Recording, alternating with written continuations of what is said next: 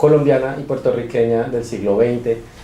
Quiero empezar aclarando por qué aludo al polimorfismo y a la iterabilidad, que son dos fenómenos lingüísticos pero también representacionales muy distintos.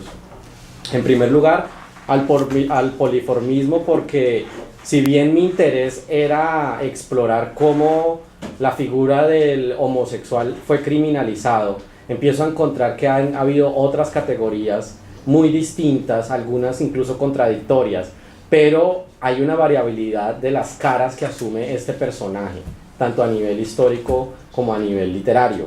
Entonces no tiene una cara constante, y una de mis propuestas es precisamente mostrar sus diferentes facetas. Y por el otro lado, o digamos, a pesar de esto, a pesar de esta dificultad para aprender este sujeto, esta falta de caracterización, el sujeto es repetible, es iterable. Y ahí hay una apuesta teórica por los estudios de la performatividad. Yo siempre he buscado una fuente conceptual en las teorías de la performatividad, y la performatividad precisamente quiere ayudarnos a entender la realidad y a entender el arte y a entender la historia de esta forma repetitiva.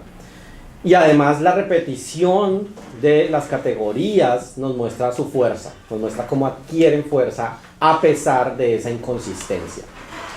Entonces, por otro lado, mi proyecto además hizo un esfuerzo para unir dos discursos diferentes, como el del derecho y la literatura, puesto que mi preocupación fundamental es cómo la ley, sobre todo criminal, porque este fue un tema de derecho penal, cómo la ley criminal absorbió este sujeto y cómo lo repitió. Y por el otro lado, cómo se refleja sencillamente en la literatura. Se contesta esta criminalización, se refuerza, sencillamente se mantiene en tensión. Esa fue un poco la indagación. Y por supuesto, escogí estos tres escenarios del Caribe: Cuba, Colombia y Puerto Rico, y sencillamente unos autores particulares que quiero nombrar también para hacerles honor. En Puerto Rico, a Manuel Ramos Otero, y escogí una pieza particular, el cuento Loca, la de la locura. También en Puerto Rico escogí la novela de Carlos Varo, Rosa Mística. En Colombia escogí la novela Por los caminos de Sodoma, de Bernardo Arias Trujillo, la novela Mientras llueve, de Fernando Soto Aparicio, la poesía de Raúl Gómez Hattin y algunos cuentos de Marvel Moreno.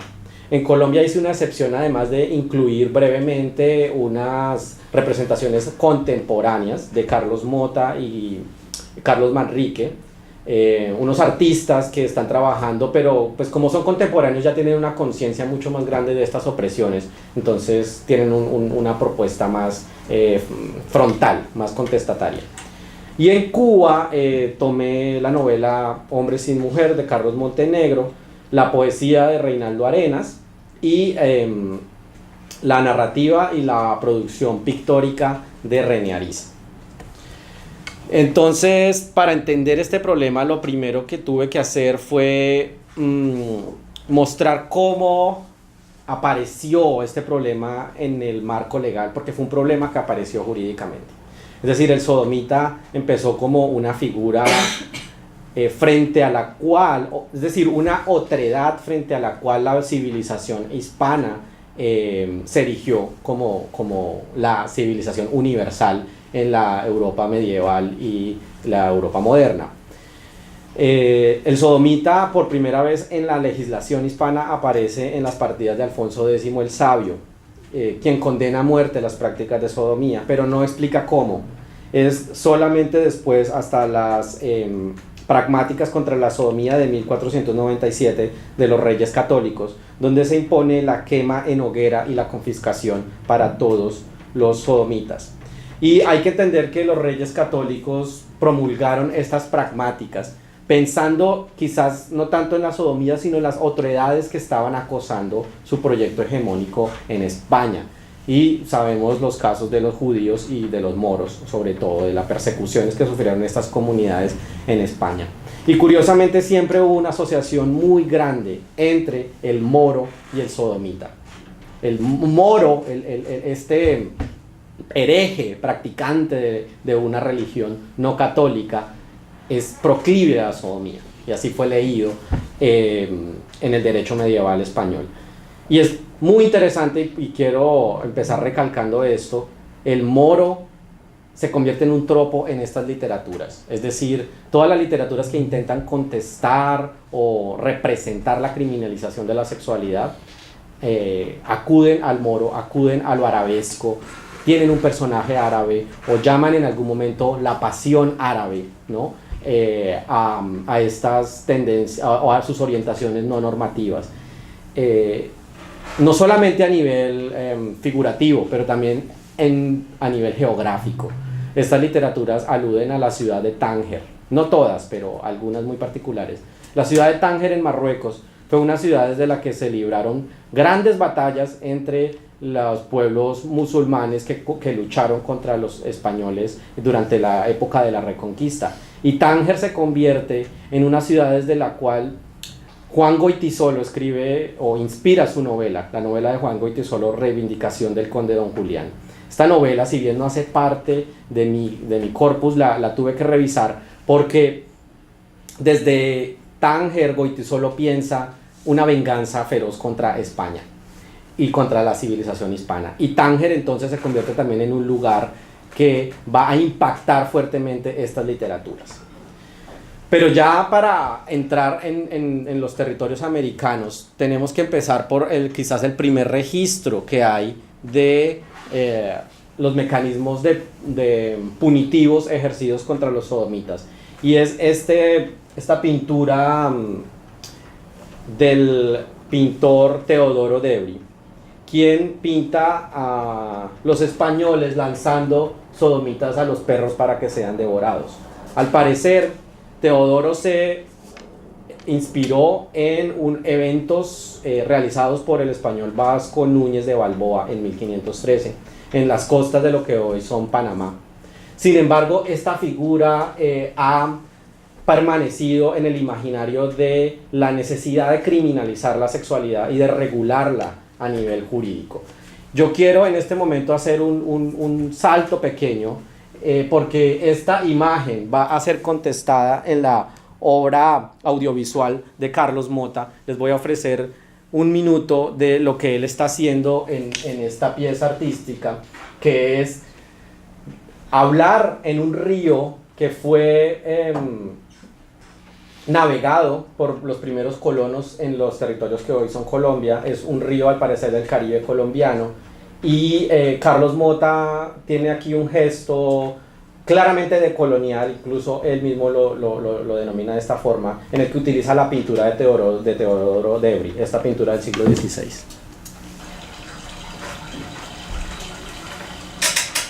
Otros relatos cuentan que conquistadores les dieron a los indígenas pecadores un poco de su propio gusto, sodomizándolos para emascularlos, violándolos para cobrarles su falta de culpa cristiana y matándolos para erradicar la propagación de sus crímenes hediondos. Para los colonos, la sodomía sobrepasaba en abominación a la zoofilia y el placer solitario de la masturbación. Era la mayor transgresión a la moralidad que justificaba su erradicación de raíz, de cualquier manera, sin importar cuán violenta.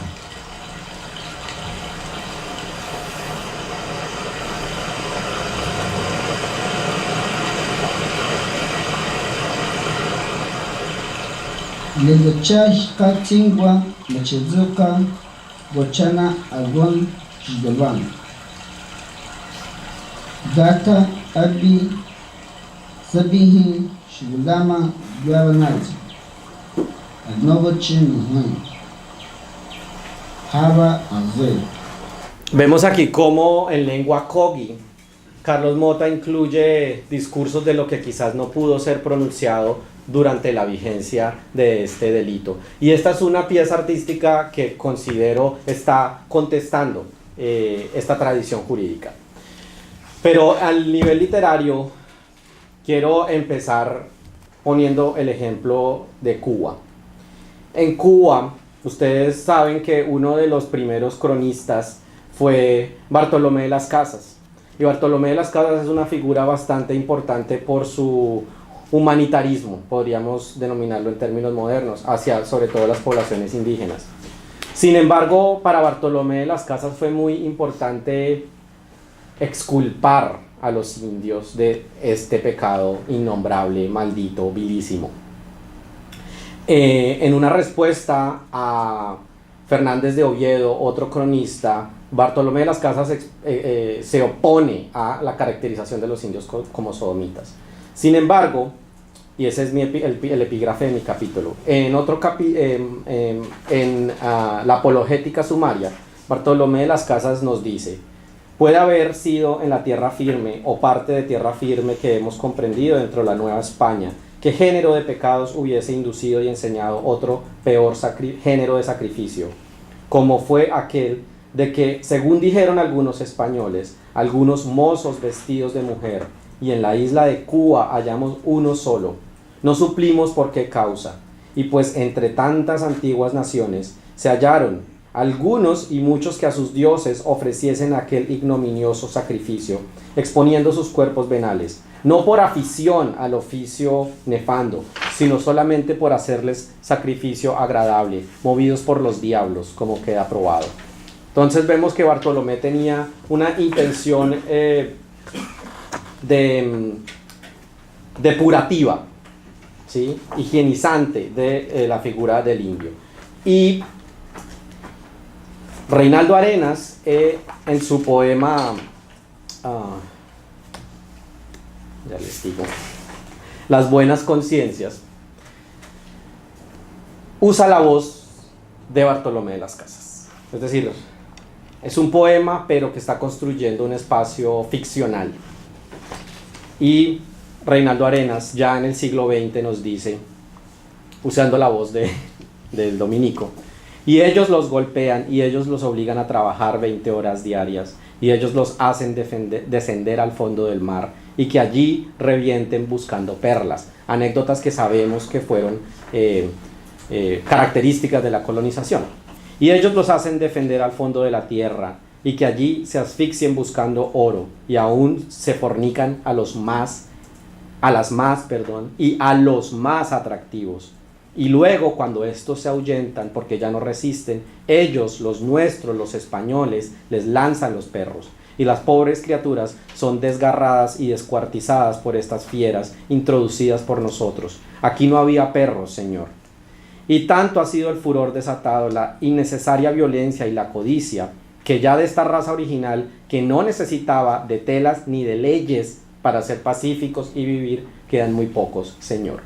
Entonces vemos cómo en este poema Reinaldo Arenas está trayendo al lenguaje literario el evento de la descuartización de los sodomitas, que ha sido uno de los eventos desconocidos por las narrativas históricas tradicionales, tanto de la colonia como de la construcción de la nación cubana. Pero Reinaldo lo ubica dentro del espacio poético, además para decirnos: los indios no tenían leyes, quizás. Y uno de mis argumentos es que no está Reinaldo Arenas reforzando la teoría del derecho natural, según la cual antes de la constitución del Estado civil hay un estado de plena igualdad y plena naturaleza, sino que Reinaldo está mostrándonos que los españoles fueron incapaces de comprender las normatividades indígenas, quizás los modos de soberanía, utilizando el trabajo del profesor Juan Duchesne, que han existido desde otras racionalidades, y también fueron incapaces de comprender formas de organización del género y de la sexualidad que no se ajustaran al modelo medieval importado. Después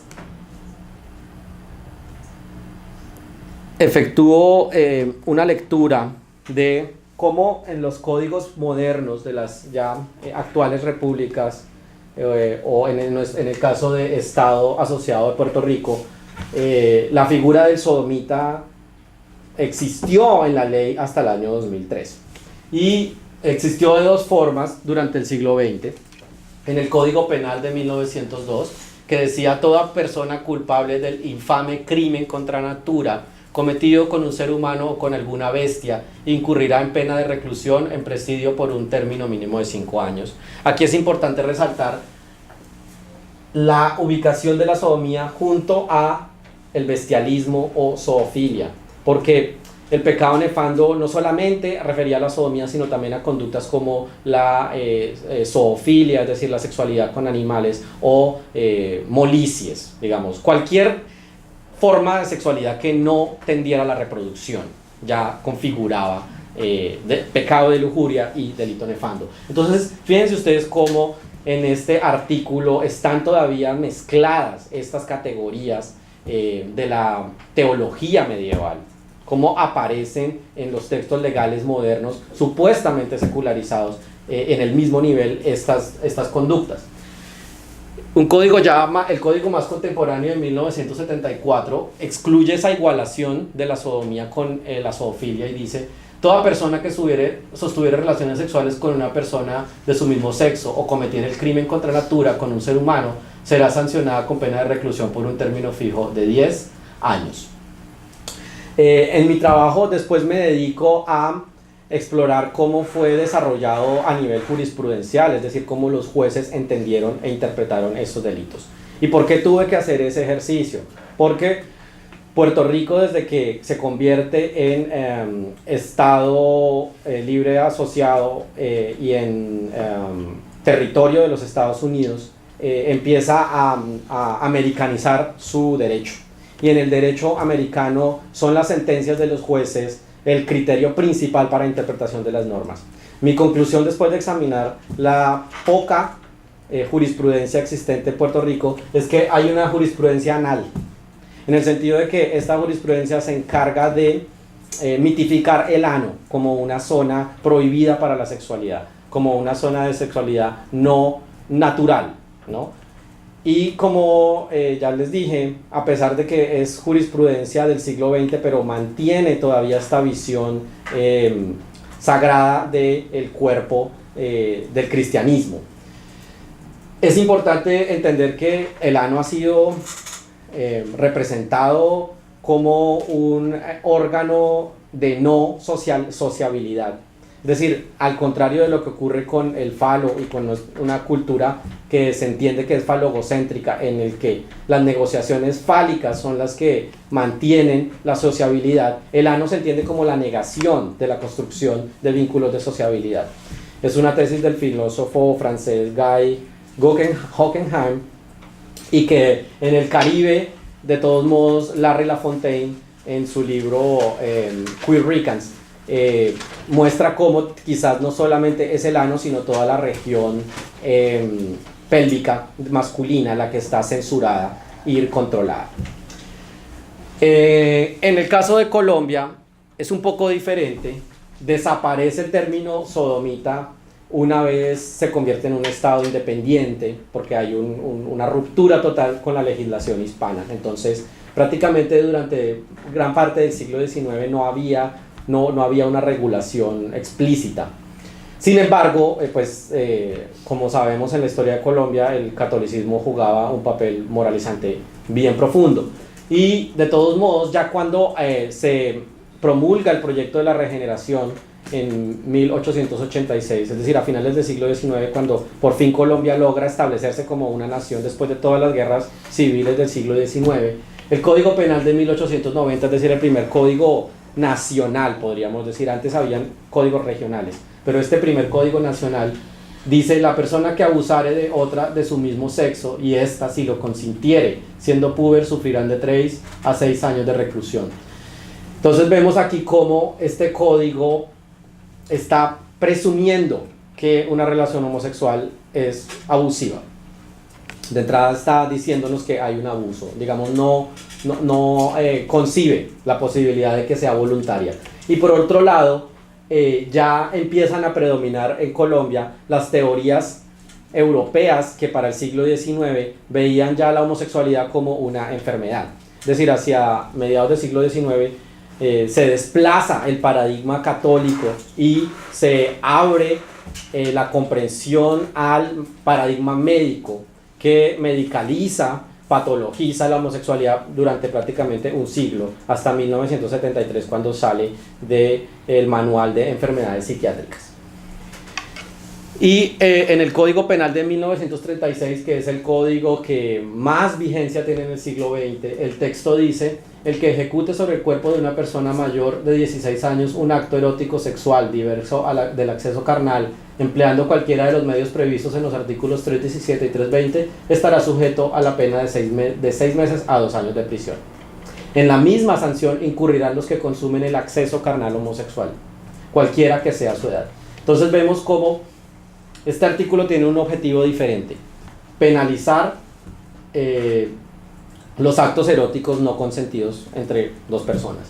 Y simplemente en estas dos últimas líneas criminaliza lo que llama acceso carnal homosexual, que demuestra ya el vigor que tenían las categorías médicas para ese momento. Por otro lado, no pude realizar un estudio jurisprudencial tan hondo de Colombia, porque no era un estado en el que la jurisprudencia fuera una fuente tan principal de derecho, sino que por el contrario, los jueces, atendiendo al modelo romanista de interpretación de la ley, en el que es el texto legal la fuente principal del derecho, sencillamente trataban de aplicar directamente la norma, o en caso de dudas o de incógnitas, ir a la doctrina, es decir, a los estudios de especialistas. Y la doctrina estuvo dividida durante la mayor parte del siglo XX en Colombia sobre cómo abordar el problema de la homosexualidad, pero las posturas eran prácticamente dos: descriminalizarla, pero no porque estuviera permitida, sino para darle tratamiento médico. Es decir, descriminalicémosla, pero sometamos a estas personas a tratamientos que puedan corregirlos médicamente, o mantengamos el delito. Sin embargo, Edmundo Vilar, un reconocido doctrinante, muy poco estudiado además, asegura que los homosexuales son retardados de la cultura. Digamos, en su estudio de derecho penal de 1932, para él todas las personas que cometan un crimen son personas retardadas de la cultura, personas que no han podido civilizarse. Entonces examina por qué la homosexualidad retarda la civilización, y básicamente la tesis es una muy conocida ya por las teorías contemporáneas de género y sexualidad, y es que él no permite la reproducción, es decir, no permite la reproducción de la cultura dominante, no permite la reproducción de la cultura nacional. Finalmente, en el caso de Cuba, tenemos un país que, como todos sabemos, tuvo un cambio radical de régimen político en 1959, pero antes de 1959, pues Cuba pasó a ser parte de los Estados Unidos en 1898. Sin embargo, la legislación era española. Entonces, el Código Penal de Cuba, que era el Código de Defensa Social, fíjense en el nombre, claramente positivista, es decir, era este momento en el que el positivismo jurídico se alimentaba del positivismo científico, y que en la literatura también sabemos cómo el positivismo y cómo la cientificación era el paradigma principal de establecimiento de verdades. Este código nos dice en su artículo 48, o tenía en el artículo 48, un índice de peligrosidad, es decir, un rasgo que seguramente para esta legislación indicaba criminalidad, y era la explotación o el ejercicio de vicios moralmente reprochables.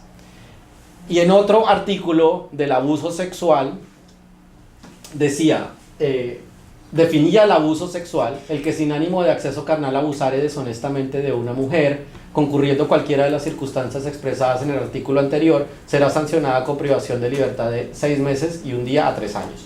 Y luego hace una aclaración: si el abuso deshonesto tuviese lugar con persona del mismo sexo, concurriendo cualquiera de las circunstancias expresadas anteriormente, la sanción será de privación de libertad de 1 a 4 años. Entonces vemos cómo había un reforzamiento mucho mayor en caso de que el abuso sexual fuera cometido entre dos personas del mismo sexo. Y esta legislación y no son las únicas normas, pero son las principales, se mantuvo vigente hasta 1979, es decir, incluso después de que entró la revolución, se mantuvo la legislación hispana por razones sencillamente prácticas, es decir, era bastante complicado, al parecer, debatir y promulgar un nuevo Código Penal. Pero en 1979 se promulga el Código Penal Revolucionario, que dice en su artículo 359 que se sanciona con privación de libertad de 3 a 9 meses o multa hasta 270 cuotas, o ambas, al que haga pública ostentación de su condición de homosexual. Y pues como podemos presumir, es un texto bastante amplio, ¿no? ¿Qué es hacer pública ostentación de homosexualidad? O al que realice actos homosexuales en sitio público o en sitio privado, pero expuestos a ser vistos involuntariamente. Y también el artículo 367 tenía una penalización especial para el que indujera a un menor de 16 años de uno u otro sexo a ejercer el homosexualismo. Pero además en la historia política de Cuba tenemos 3 eventos que marcaron profundamente este periodo de la historia, y fueron la creación de las unidades militares de ayuda a la producción, prácticamente una especie de campos de concentración donde fueron conducidos no solo homosexuales, pero en su gran mayoría personas percibidas, ¿no?, como homosexuales, es decir, personas que desestabilizaran el régimen, contrarrevolucionarios. Esta fue la categoría que empezó a popularizarse en Cuba, y las UMAP se supone que debían corregir a estas personas para hacerlas productivas al régimen cubano. Pero también en la declaración del primer Congreso Nacional de Educación y Cultura, Fidel Castro determina bastante claramente los lineamientos que han de regir la cultura cubana y la conformación del nuevo sistema de educación, y en varias oportunidades nos dice que el vicio de la homosexualidad debe ser controlado. Leo una parte pequeña de esa declaración de 1971. Respecto a las desviaciones homosexuales, se definió su carácter de patología social. Queda claro el principio militante de rechazar y no admitir estas manifestaciones ni su propagación, destacándose, sin embargo, que sería el estudio, la investigación y el análisis profundo de este complejo problema lo que determinaría siempre las medidas a tomar. Entonces vemos cómo utilizar categorías como patología está mostrando la perdurabilidad de la ciencia moderna occidental dentro del proyecto cubano. Es decir, a pesar de que Cuba intentó, y esa es, creo yo, una de sus grandes paradojas, intentó crear un régimen realmente independiente, reprodujo los modos de producción de conocimiento científico dominantes en Occidente, sobre todo en este tema. Finalmente quiero compartirles la obra pictórica de René Ariza, que reposa en la Cuban Heritage Collection de la Universidad de Miami, que tuve la oportunidad de revisar. Hay muchas cajas, son prácticamente 20 cajas de archivos de René Ariza. René Ariza fue contemporáneo de Reinaldo Arenas. Y Reinaldo Arenas, a pesar de que sea una figura tan conocida y maravillosa, pero ha obnubilado otras figuras menores como René Ariza, que también fueron perseguidas por su sexualidad y su contrarrevolucionarismo a Cuba. Y René Ariza, además de escribir cuentos, sobre todo, narrativa, era pintor. Y lo que vi es que pintó muchas veces, incontables, el rostro de Jesucristo. Y de hecho, solamente hasta que encontré esta pintura que llama Our Lord Jesus Christ Transfigurations, las transfiguraciones de nuestro Señor Jesucristo, me hizo pensar en el polimorfismo que han asumido los sujetos disidentes sexualmente en la historia, y cómo quizás su interés era mostrar las diferentes caras de Jesucristo que han sido asociadas con la condenación, con la quema, con la incineración de sodomitas, pero también con la redención, o también con el perdón, o sencillamente con la aceptación del otro. Es decir, mi propuesta de lectura de la obra de René Ariza está influenciada por la filosofía de Levinas, cómo el rostro del otro nos abre a la universalidad ética y al entendimiento de la dignidad como un principio universal. Más dibujos de este pintor, algunos están en color, pero la mayoría, como les digo, están desatendidos, y creo que uno de mis aportes es ofrecer una interpretación de su obra. Muchas gracias. Muchas gracias. Bueno, después de esta presentación vamos a pasar a las preguntas de cada uno de los profesores, comentarios. Déjame activar esto.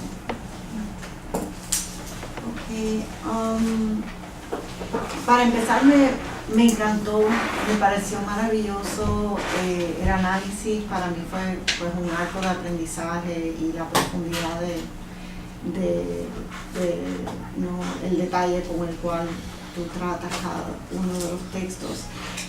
Los comentarios que voy a traer aquí no son para que cambien la tesis, porque creo que está excelente. Son Gracias. más diálogos personales que tuve con diferentes partes que quizás en algún momento quieras abarcar. Gracias.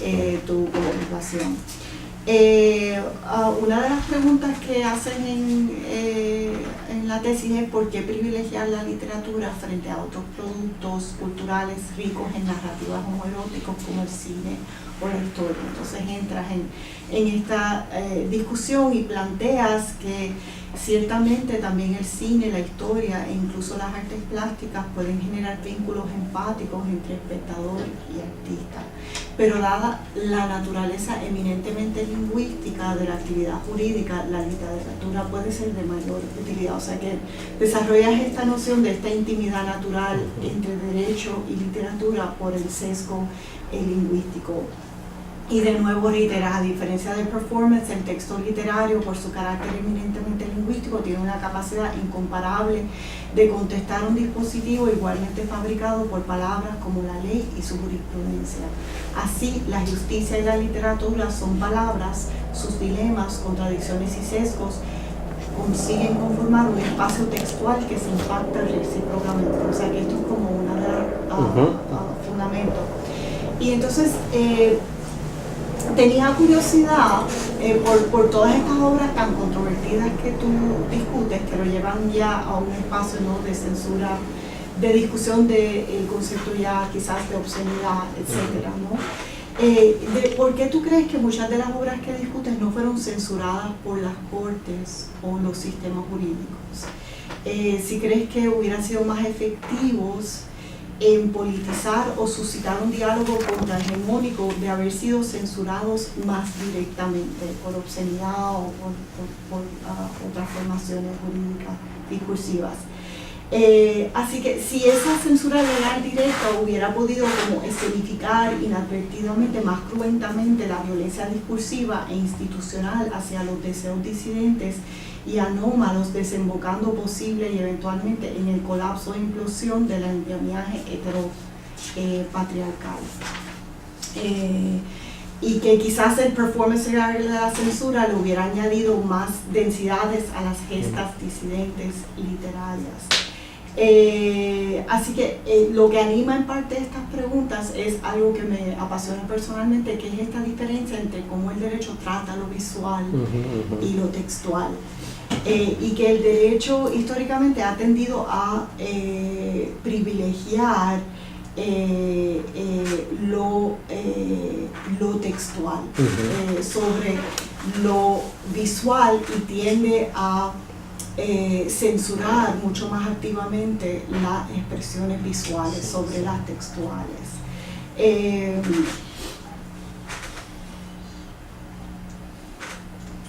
Y entonces pues me está interesante eso. Entonces, ¿por qué el derecho ignora relativamente las producciones literarias frente a la disidencia visual y la implicación de esto para la eficacia deconstructiva y política de los textos? Como está atando, ¿no?, el poder de constructivo y de resistencia de los textos. Y entonces hay una serie de planteamientos del derecho, que hay una suerte de reinvocación secular de la tradición religiosa de la iconoclastía. Y lo visual, entendido por el derecho como ambiguo, confuso y traicionero, requiere la regulación interpretativa de las Cortes, mientras que la palabra es concebida por las Cortes como más estable y confiable. Y también se habla de cierto elitismo de clase de las Cortes, ¿no? de cierta afinidad con la literatura, pero desde una noción de elitismo, y que se ve lo visual como algo que hay que regular porque las masas no saben interpretar correctamente la impredecibilidad interpretativa de la expresión simbólica. Así que quería traer. Muchas gracias, Chloe. Y creo que es muy interesante porque me daría elementos para quizás ampliar el trabajo desde el punto de vista de la regulación de los medios y de la expresión que en estos estados se llevó a cabo frente a conductas que estaban penalizadas, es decir, eran conductas que estaban prohibidas. Entonces, ¿cómo se permitió la publicación o la circulación de discursos? De todos modos, tengo algunas cosas que vi fueron, por ejemplo, en Colombia, Bernardo Arias Trujillo no pudo publicar Por los caminos de Sodoma. Se publica en Buenos Aires. Y la novela sí fue censurada en Colombia. Una vez llega allá, no tiene ninguna aceptación y efectivamente creo que hubo una pronunciación de alguna autoridad eclesiástica.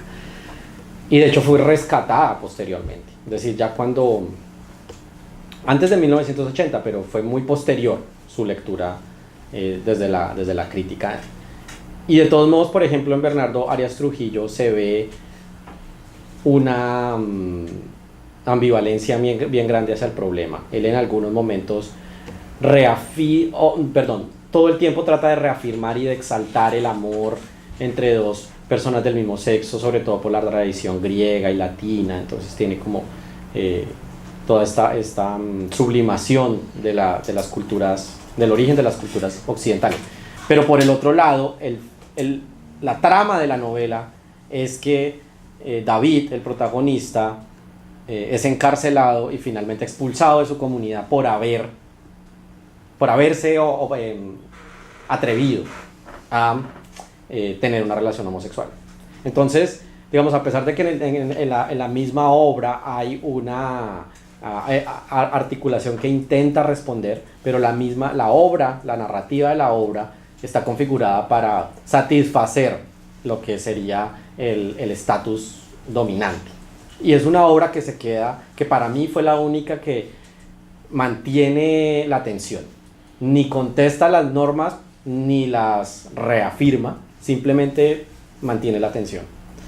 Por el otro lado, por ejemplo, novelas como Hombres y Mujer de Carlos Montenegro, que es de la misma época, habla de la homosexualidad dentro de la cárcel, pero como el vicio, como la enfermedad que desafortunadamente todos los hombres tienen que experimentar, ¿no? Como uno de los males agregados de la cárcel. Y en cierto sentido eso le dio aceptación a su discurso, porque no estaba en ningún momento justificando el erotismo homosexual, sino que lo estaba presentando para observar lo que él denomina la descomposición social, ¿no? Como toda por esta influencia naturalista del momento. Entonces, creo que cada uno de esos autores supo manejar estrategias para responder a las expectativas editoriales y a las expectativas legales, porque por supuesto que hoy en día el problema de la libertad de expresión sigue siendo bastante neurálgico en algunas sociedades. Aunque vivamos en un país democrático, hay otros países en los que la circulación del pensamiento no tiene la misma protección. Pero eso creo que es bastante interesante, que cada autor termina encriptando o modelando de alguna forma su trabajo para escapar a esa posible censura. No sé si eso tenga que ver incluso con la herencia de la censura desde el imperio hispano, ¿no? Porque desde que España se convierte en imperio, pues los libros tenían que pasar por un filtro, ¿no?, bien fuerte de examen antes de poder ser publicados, y el caso de Sor Juana es como emblemático en ese sentido. Entonces creo que sí hay como una historia de cómo cada uno de estos escritores intenta expresar sus opiniones, pero muy disimuladamente. Y quizás es solamente ahora que podemos leerlos de forma mucho más amplia. Y en términos de la cuestión visual, Oh, que era parte de la sí. pregunta de todo. Es decir, que lo visual no está está más sujeto que la palabra a ser censurada. Sí. Sí. Entonces, cuando pensamos en el caso de René Ariza, Sí, sí. en estas figuras que tienes acá, Sí, y por ejemplo, porque nunca fueron exhibidas. O al parecer él quiso que las exhibieran en algún lugar, pero nunca encontró la oportunidad, de hecho. Y de todos modos sí veo una falta de acompañamiento visual en estas obras, sobre todo en las de los 30 hasta los 70 hay una falta total de visualidad, ¿no? Sé que hay artistas, por ejemplo en Colombia, como Luis Caballero, que produjeron una obra pictórica y que fue bastante también censurada y polémica, pero digamos, si pensamos hasta los años 50, la primera mitad del siglo XX, no hay imagen. Yo tampoco creo, digamos, ciegamente, como los autores del derecho y la literatura aseguran, que es el texto literario el mejor interlocutor de la ley, porque son ejercicios lingüísticos, que es básicamente lo que tú me dijiste y que se repite mucho en las escuelas de derecho y literatura, ¿no? Son los ejercicios más excelsos de la palabra, por ello pueden conciliarse y pueden entenderse, y la imagen sencillamente no lo es, y yo tampoco lo creo, y de hecho creo que va a ser un desafío muy grande, porque vivimos en una cultura visual, ¿no?, en el que cada vez la visualidad tiene un poder de comunicación mucho mayor que el texto incluso. Entonces, incluso las producciones contemporáneas tienden a ser mucho más visuales, como el caso de Carlos Mota, ¿no? Hay un texto, pero la visualidad es muy potente también. De nada. Sí. También me gustó mucho, me pareció muy rica, ¿no? Gracias. Banquete, ¿no? Gracias.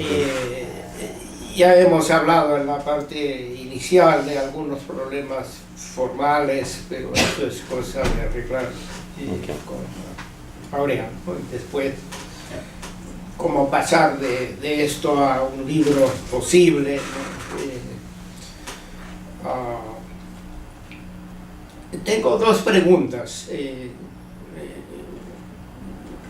La primera tiene que ver con otro título de la tesis, se me ocurre, podría ser citando esa novela colombiana, Por los caminos de la sodomía, lo trato más exacto en cierto sentido, porque la figura de la sodomía, ¿no?, siempre está muy presente, ¿no?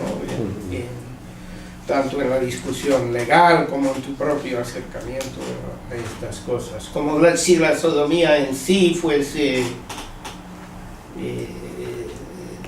significante maestro para todo el campo de sexualidad, sexualidades otras.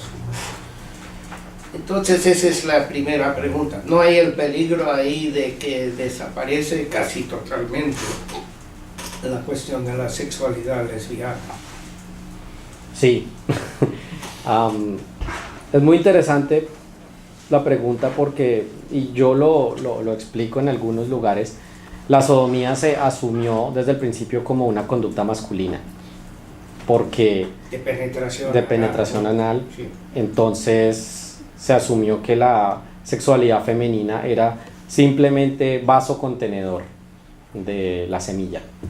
Entonces, desde el principio la teoría, no solo de Santo Tomás, sino de algunos juristas de la corte de Alfonso el Sabio y de algunos siglos similares, asumían esa visión de la mujer como incluso delito imposible. Era la categoría que acuñaron frente a la sexualidad femenina. Era imposible que hubiera sodomía dentro de la conducta sexual de la mujer. Pero, sin embargo, Sí, la categoría de sodomía, y particularmente en la ley moderna, sí. incluye la homosexualidad femenina, ¿no? Sí, lo que pasa es que había una jerarquía. Pero lo incluye bajo, es decir, la sexualidad femenina es secundaria Exacto. aún a la homosexual Exactamente. masculina. Eso es lo que define la sexualidad otra, la Es decir, sodomía. menos gravedad. Y lo lesbiano, por ser homo, Sí, sí. es incluida bajo. Sí. Y parece que tu tesis reproduce esa Oh. asignación de valor. Bueno, no reproduce porque no tomas, no hay ninguna discusión de la sexualidad femenina. Por la falta de textos, porque no... No hay textos. Yo no- Sor Juana tiene algunos Ah. momentos. Sí, pero en el siglo XX, digamos, en el siglo XX No hay. yo no textos pude de eso. encontrar. Pero entonces haría falta una discusión de eso. Sí. Esta novela que analicé en Colombia, Mientras llueve, sí es una protagonista femenina. Y hay como una recreación del lesbianismo.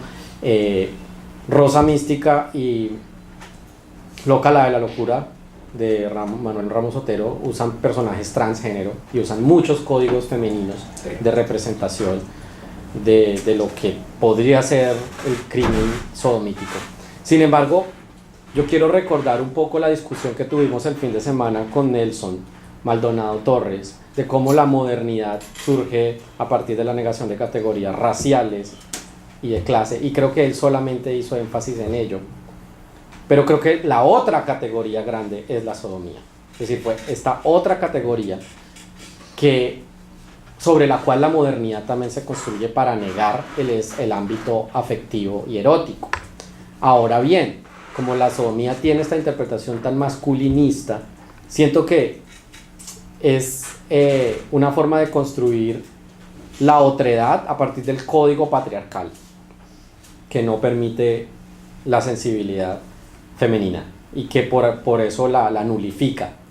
Yo estoy seguro que puede haber muchos textos, y el de Sor Juana por supuesto que es un ejemplo maravilloso, pero en general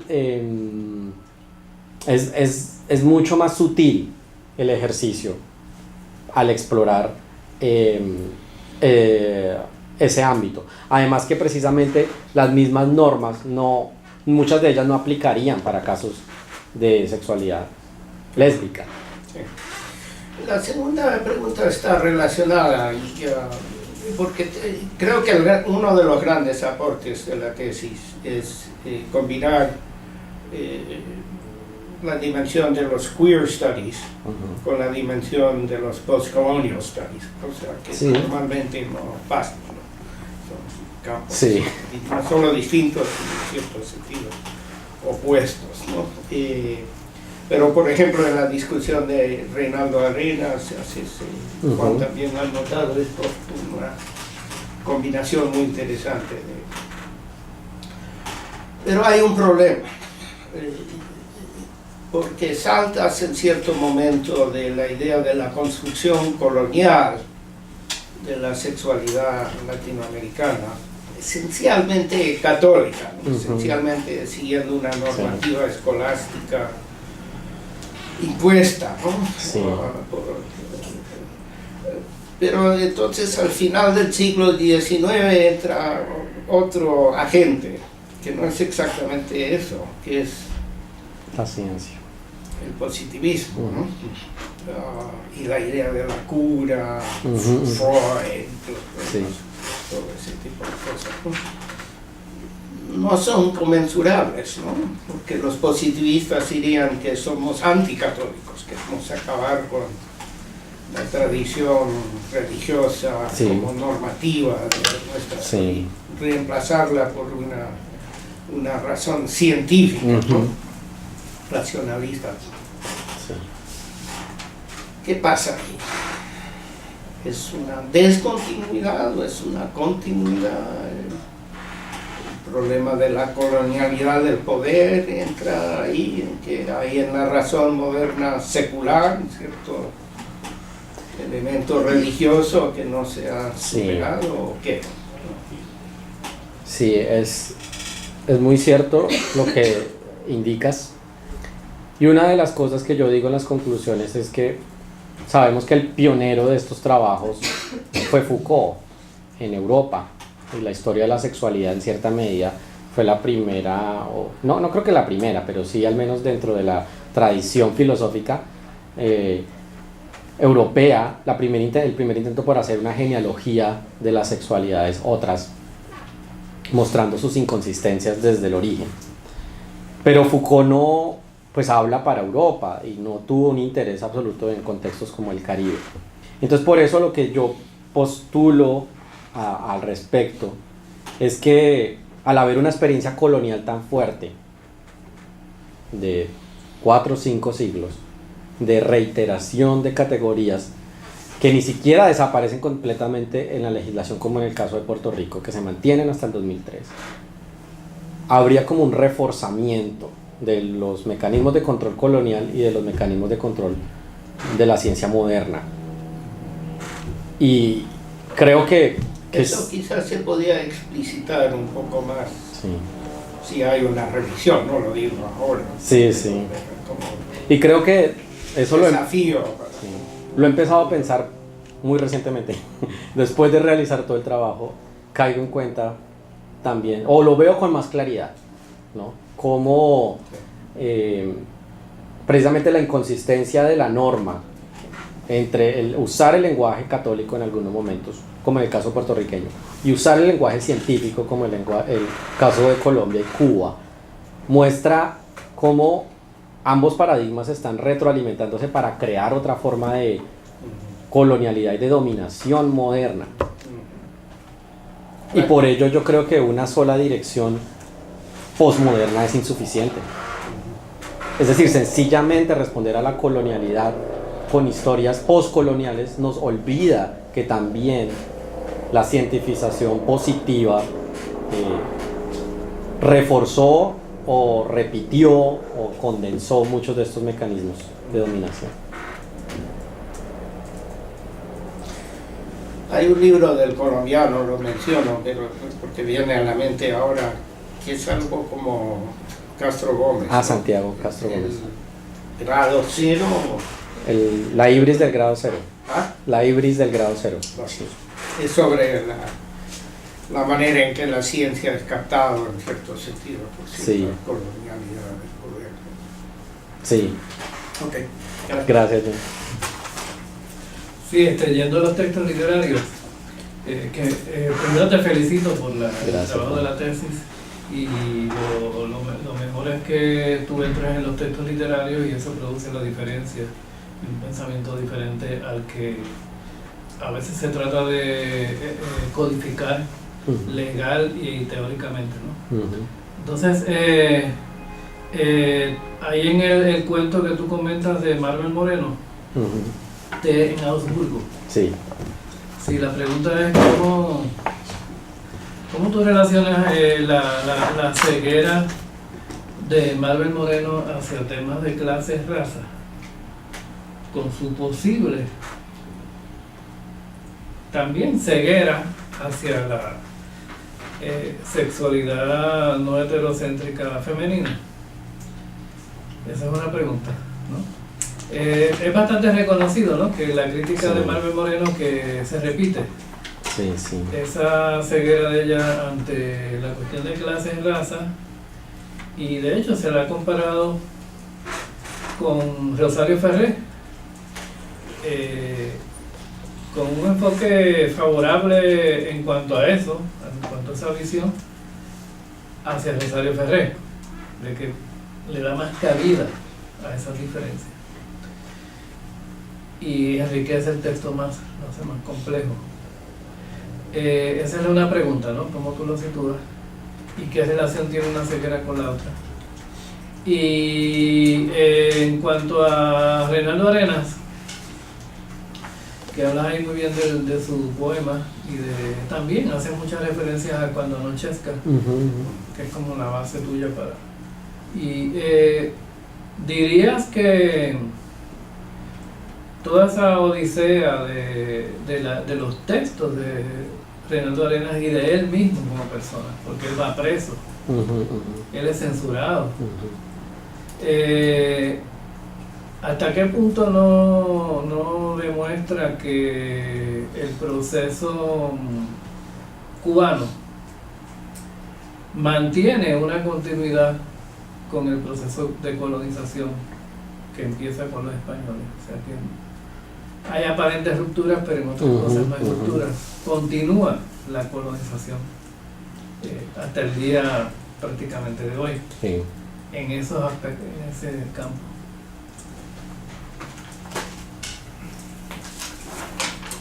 Bueno, en cuanto a la pregunta sobre Marvel Moreno, yo creo que tú notaste que, como conoces bien la obra de ella, que no pude trabajar la novela más. En diciembre llegan las brisas, porque es demasiado extensa. Entonces ya me hubiera ampliado esto por lo menos 100 páginas más.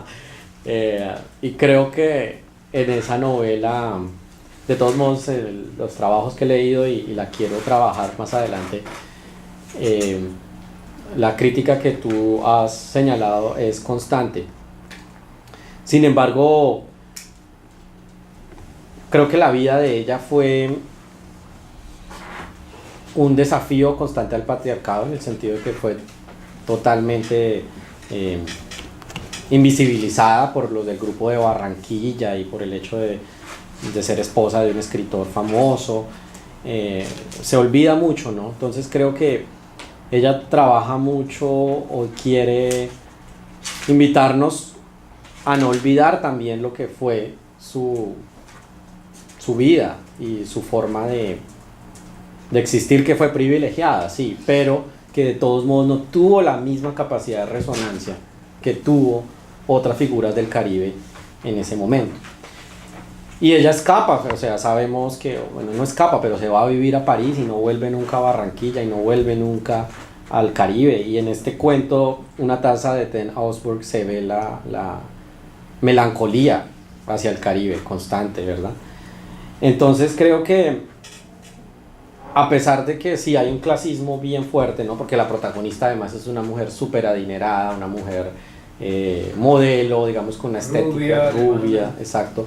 Pero creo que ahí está la crítica, precisamente, en ver cómo esta mujer, pese a responder a satisfacer todos los cánones de poder económico y estético, está sola, ¿no? Y termina sola y no puede ni siquiera tener una relación con su madre medianamente cálida, ¿verdad? Y por eso creo yo que hay una crisis que ella representa a través de todos sus personajes femeninos, ¿no? En donde no, por eso es la forma celebratoria de lo elitista, creo que no es tan fuerte como quizás en otros escritores, ¿no? Que hacen mucho más, exaltan mucho más lo burgués, ¿no? Ella en algún momento lo trabaja, pero de repente se cae en una crisis profunda, en un existencialismo bien denso, ¿no?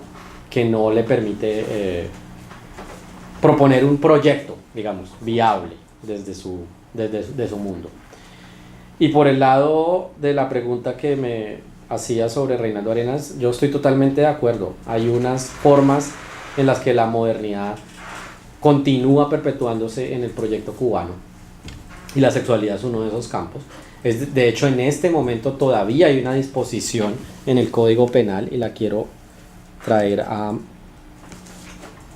el Código Penal de 1987. En este artículo 303 dice se sanciona con privación de libertad de 3 meses a 1 año o multa de 100 a 300 cuotas al que inoportune a otro con requerimientos homosexuales.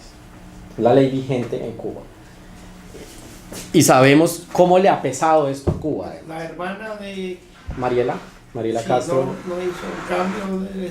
Ella tiene un centro de apoyo para derechos sexuales y reproductivos que yo Pero no han cambiado la ley. Esta no. Y yo intenté visitar el centro y hablar con ella, pero no fue posible. Y sin embargo me dijeron que, o algunas personas que conocen bien la situación cubana me dijeron, eso puede ser más una apariencia, precisamente para lavar un pasado tan fuerte, porque pues un país que tuvo campos de concentración contra homosexuales, que el caso de Reinaldo Arenas es el que más publicita esta cuestión a nivel internacional, le pesa mucho hoy en día, ¿no? Mostrarse como un régimen legítimo que cometió este tipo de cuestiones. Entonces, a pesar de que ha habido... Y eso es reconocido en la cultura cubana actual, hegemónicamente. Es decir, la posición de la hermana de Castro es sí, la posición dominante en Cuba. yo creo que sí. Que fue un error que sí. hay que liberalizar. O la negación incluso. O sea, de Fidel Castro, por ejemplo, se sabe que fue él no negó, él dijo, Bueno, aquí nunca hubo... Sí, de eso no vamos a hablar. Pero la hermana es gay, ¿no? ¿Mariela? Raúl, sí. Ella es gay. No, ella no. Ella es la sobrina, ella es la hija de Raúl. Ah, ok. Ella no La hija es... de Raúl. Ella realmente se interesa por el tema, porque su enfoque son sobre todo los derechos de las mujeres a nivel sexual y reproductivo.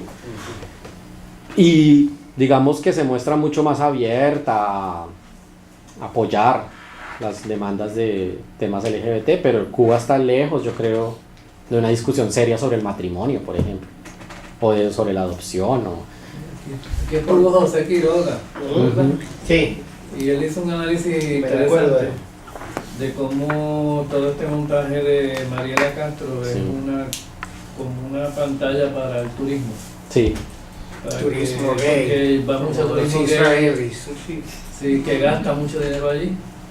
Y ellos sí quieren ese turismo. Entonces, ella crea, él conectó todo eso con el turismo. Sí.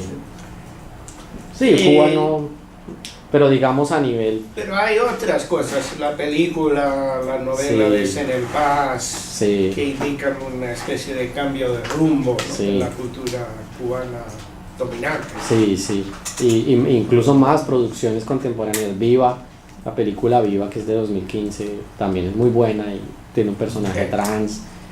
Hace poco salió otra película, no recuerdo el nombre en este momento. Hay una sobre gente que está atrapado en una estación de bus porque los buses no funcionan ni entre ellos. Sí, Hay una pareja gay, etc. sí. O sea, hay una visibilidad. Pero hay cierto... Estoy sobreponiéndome a tu pregunta. Si me acuerdo bien, combinando Colombia y Cuba, Ujú. la campaña electoral que se opone a Santos, el que era Ajá. antes, ¿cómo se llama? A Santos, Zuluaga. No, el presidente Antes, anterior. Uribe. Uribe. Ah, sí, es conservador. Uribe, parece que en la campaña contra Santos, Uribe o su gente Sí, atacaban a Santos y al pacto Sí. con la guerrilla sí, por este tema. por ser pro-cubano Sí.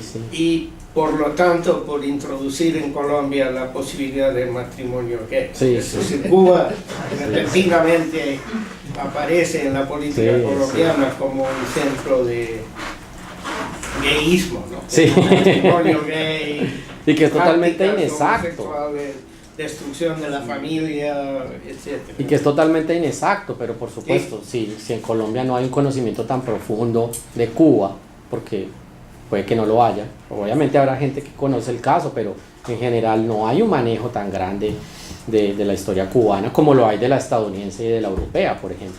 Entonces fácilmente, sabes, en estas sociedades de consumo fácil, pues la gente le dicen que Cuba es el paraíso gay y lo cree ciegamente, ¿no? Y se olvida de lo que ha sido Cuba en temas de sexualidad. Pero sí creo, sí es. Y es esa manipulación mediática la que de tanto repetir estas cosas también la convierte en verdad Sí, eso fue una campaña de completa distorsión. Porque, Sí. Porque incluso tomaron en las negociaciones de paz hubo un capítulo para distintos problemas, ¿no? Cómo la paz con las FARC iba a afectar la propiedad de la tierra, la situación de la mujer. Entonces ahí tomaron lo de género.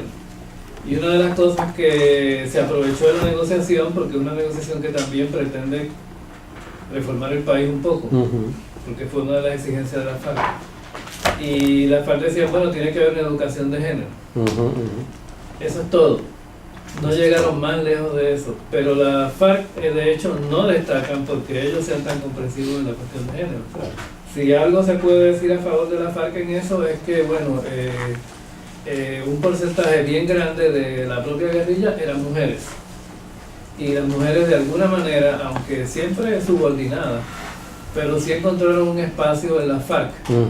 Y ellas hablan y han sido capaces de hablar y parece que no se sentían tan incómodas, aunque sí eran subordinadas a los hombres de todas maneras. Les practicaban abortos a Sí, veces. hacían abortos forzados, etc. Entonces eso también hay que considerarlo. Y esa campaña fue una distorsión completa. Sí. Y la ideología de género. Se decía que cuando llegara la paz, los niños colombianos se iban a volver gays. Todos se iban a volver gays por la paz. Regresamos a la discusión de la Chloe. Okay. Tengo otra pregunta que creo que ya empezaste a responder en la respuesta previa que hiciste a la pregunta. Pero también quiero hurgar un poco más en lo de la ambivalencia inmanente del lenguaje y el odio.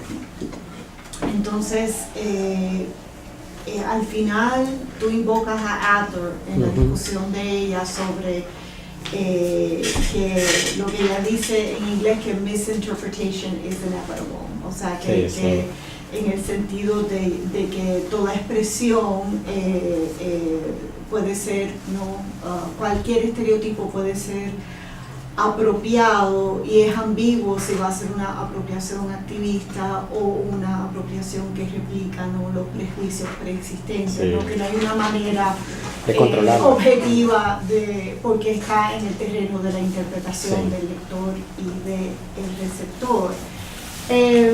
Y tu respuesta, que me gustó mucho, es que quizás antes que contestaron reforzar los lenguajes de odio, estas literaturas primeras experimentan con el lenguaje para, ante todo, intentar enunciar lo innombrado, hacer inteligible lo que por siglos fue sometido al ocultamiento y exponer los variables rostros polimorfos del infractor de la ley sexual.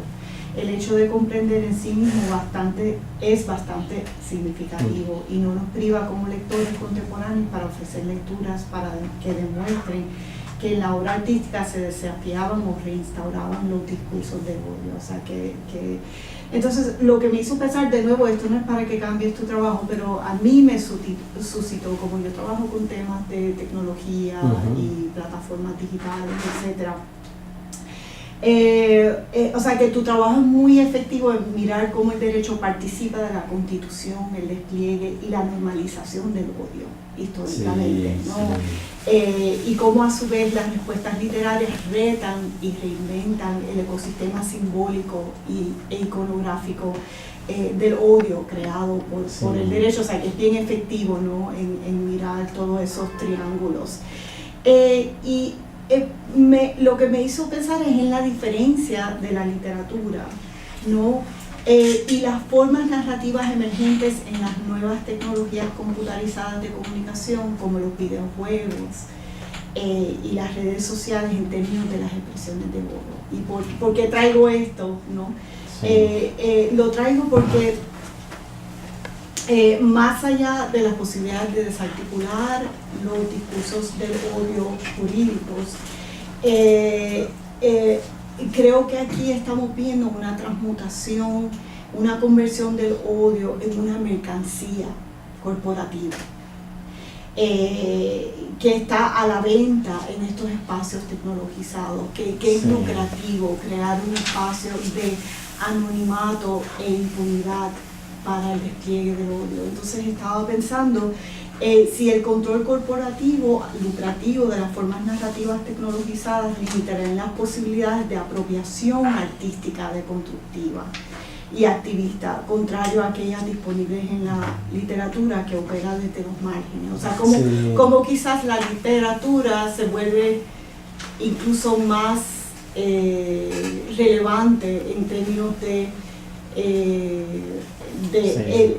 del control corporativo y del lucro, del odio como lucro, como espacio lucrativo, como tú estás vendiendo el odio. No solo es el andamiaje legal, es que ahora es un producto que tú vendes, unos espacios donde puedes desplegarlo. Sí. Yo no me enfoqué en la categoría de odio, sino en las categorías legales, pero es claro que era el odio lo que transmitían, y un odio basado en emociones, en la repugnancia, en el trabajo de Nussbaum es clave. Sí creo que la literatura pues tiene esa virtud de mantener vivo el pensamiento y de mantener la creación de lenguaje que no ofrece, por ejemplo, la producción visual, ¿no? Es decir, sí tiene toda, y va a seguir teniendo un valor cultural, eso yo no creo que sea el problema, ¿no? Pero claro que no va a ser el lugar privilegiado para ejercer la crítica o para resistir a las formas de asimilación o de captura de los odios, porque pues hay otras mucho más elásticas, digamos. Pero aún así yo creo que los nuevos odios que circulen, porque este no es el último, ¿verdad? Y además sigue circulando y seguirá circulando. Porque en parte es muy interesante porque se descriminaliza, ¿no? La sodomía, la homosexualidad, etcétera.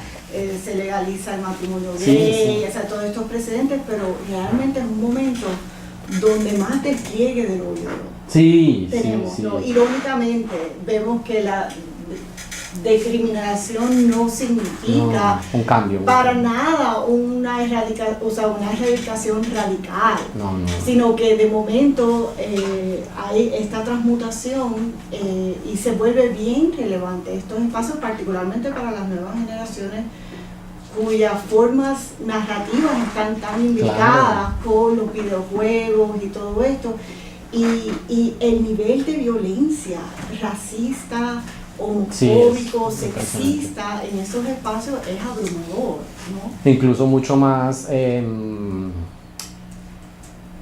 sofisticado, o sea, ya no tan fuerte, ya como que se ocultan otras estrategias, pero sigue persistiendo. Yo, por ejemplo, quiero traer a colación la tesis de Anne Chekovich, la teórica de los afectos, para quien el trabajo narrativo es muy importante, porque precisamente tiene un efecto curativo también, el hablar, el expresar, el poder nombrar lo innombrable.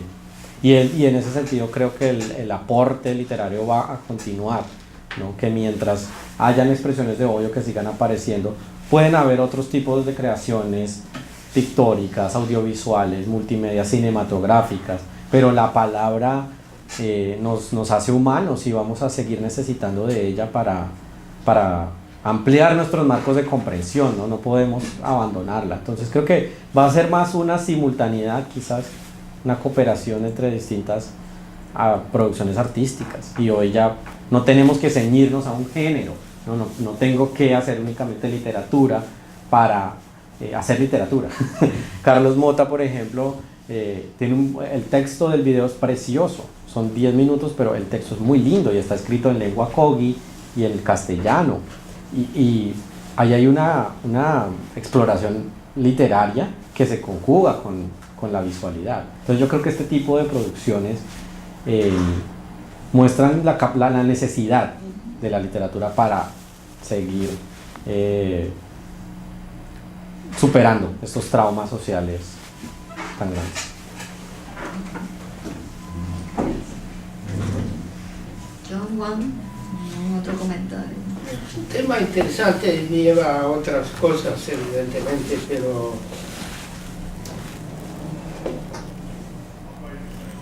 yo creo que la generación de mi hija, que tiene ya 30 años, ¿no? Soy generación de X, ¿no? Millenarios. Milenios, sí. No tienen los mismos prejuicios sobre homosexualidad que mi generación. Los temores. Sí, sí. Y trato de imaginar qué ha ocurrido a pesar de todos estos juegos horribles y que ha producido una relativa ilustración, ¿no? Sí, entre sí. la gente joven sobre, no todos, pero yo Sí. diría la gran mayoría de los Sí, sí. millennials, ¿no? De aceptación, de comfort, de la cuestión homosexual. Y lo que me ocurre es, no es la literatura, no, es un poco la literatura, ¿no? Porque ha habido más literatura gay, más Sí. literatura, es la televisión, Y la las televisión. telenovelas, ¿no? En que aparecen personajes gays positivos, ¿no? O relativamente positivos. Sí. O Entonces representación. permite cierta normalización de la figura gay como parte de la cultura, ¿no? Sí, Como algo sí. que está... Eso es mi hipótesis, no sé. Y no hay mucho aquí sobre... Acabo de leer una Sí, otra sí. tesis doctoral sobre fotonovelas colombianas, Wow. así que estoy...